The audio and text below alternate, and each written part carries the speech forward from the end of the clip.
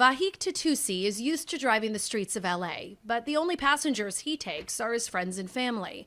So you can imagine his and his wife's surprise when last September, this packet came in the mail from Uber, welcoming Tatusi as a new driver. At first, we laughed it off, like, what is this?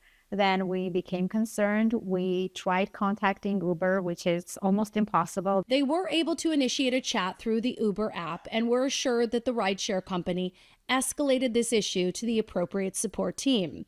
The couple moved on until last month when they received these two 1099 tax forms showing that someone earned thousands of dollars working for Uber using Tatusi's identity. This is scary for me. It's your identity. Yeah. Once again, the couple messaged Uber through the app and assumed they'd be able to speak to a live person, but were only told that Uber will do our best to respond within 6 to 12 hours.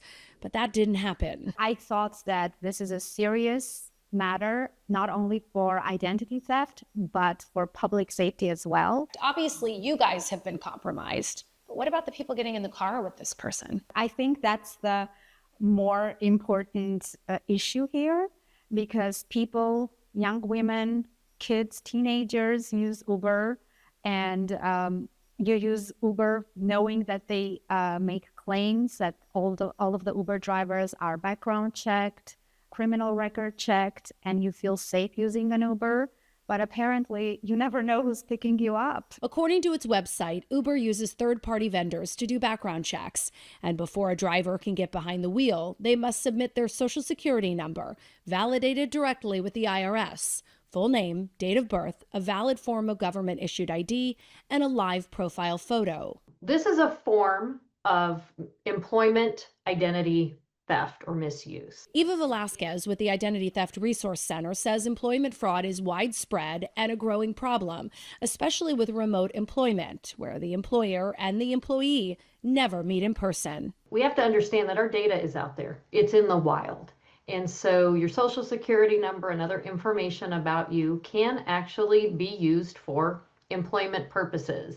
And that's certainly the case with Uber. In 2024, a Kern County man sued Uber after he also received a tax return with $53,000 in earnings from Uber, even though he says he has never worked for the company.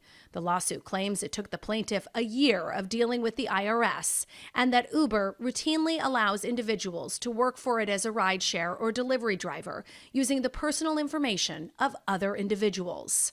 CBS News California Investigates reached out to Uber, which declined our request for an on-camera interview, but they sent us a statement saying it had escalated Tatusi's complaint and that the methods of scamming and defrauding companies are constantly evolving.